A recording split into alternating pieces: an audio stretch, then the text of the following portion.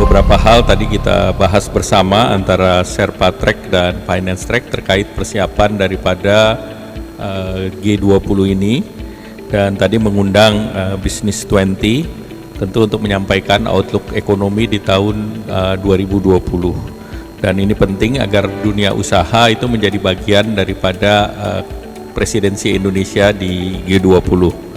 Nah, selanjutnya tentu beberapa catatan dari penyelenggaraan presidensi G20 dan arahan Bapak Presiden terhadap 3 sektor, yaitu arsitektur kesehatan global, dan tentunya diharapkan ini bisa ada langkah-langkah konkret dalam bentuk piloting ataupun sebagai project yang bisa dihasilkan di dalam kepemimpinan Indonesia di G20. Kemarin salah satu dengan PMI, beberapa hal yang penting juga dalam penanganan COVID itu adalah selain vaksinasi adalah terapeutik. Nah, salah satu terapeutik yang kemarin dibutuhkan adalah terkait dengan fraksionalitas dari darah, di mana ini kita ketahui selama pandemi COVID ada kebutuhan IG yang tinggi.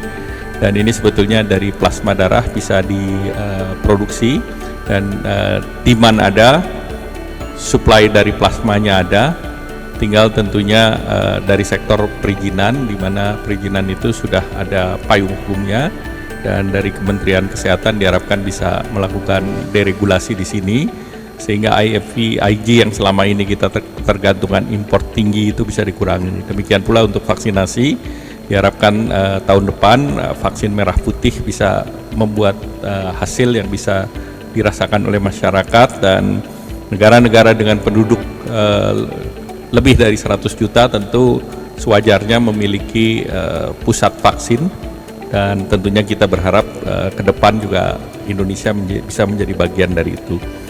Kemudian yang terkait dengan transformasi ekonomi berbasis digital tadi sudah disampaikan oleh Menteri Keuangan, di mana tentu kita mendorong program-program yang selama ini dilakukan.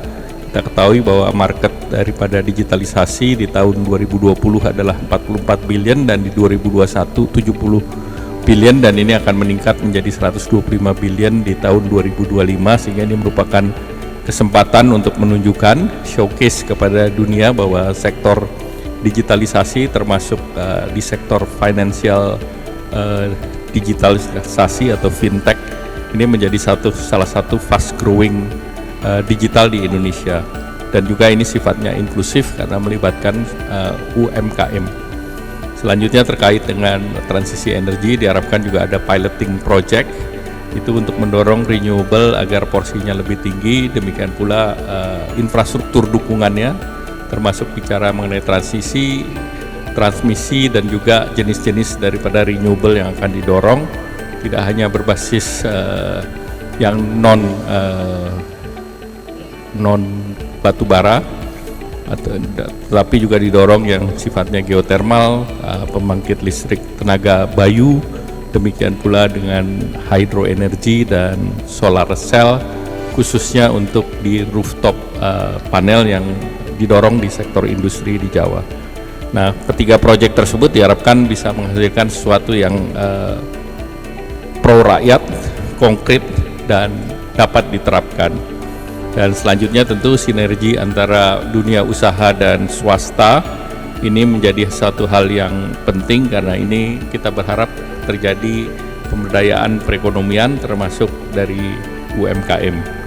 Nah, tentu kita juga mengapresiasi berbagai engagement group, dan dalam hal ini yang tadi kita adakan rapat adalah melibatkan unsur Kadin Apindo, BUMN dalam forum B20 yang merupakan bagian dari keberadaan Kadin di dalam kegiatan ini. Demikian, terima kasih. Wassalamualaikum warahmatullahi wabarakatuh.